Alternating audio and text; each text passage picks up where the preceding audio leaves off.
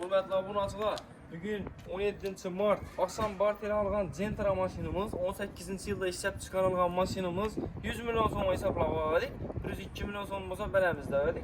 Şu maşinimiz işte danıştırıp bitamiz. Maşinimiz 18 yıl mekanik, balonları normal yani. Ama şu balonun özünde eyleseniz de boladı. YouTube'a genel akademi düşündüler, YouTube'da hemmesini görsünler.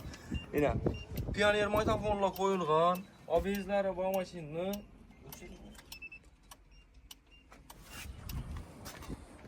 yine putlaran bak, meciben putlaran bak, haleti zor. Maşinimiz Malibu birlen rulları koyulgan, iş kılıp novara tatilgen maşinin özüm eydek gördüm. Bu zor.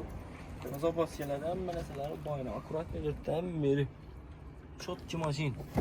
Krel kaput hem yerleri zatı hem beri ne? Detalları özüneki, haletleri zor oyna. Optraları koyup tuttu. Optra mekanikeleri var.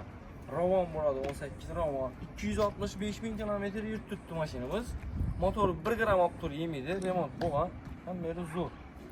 Xullas maşinimizni 5 milyon so'm bilan aksiyaga qo'yib beramiz. Plus notaris gaylari bilan 8 milyon 13 milyon so'mlar bilan hamma ishni bitirib beramiz.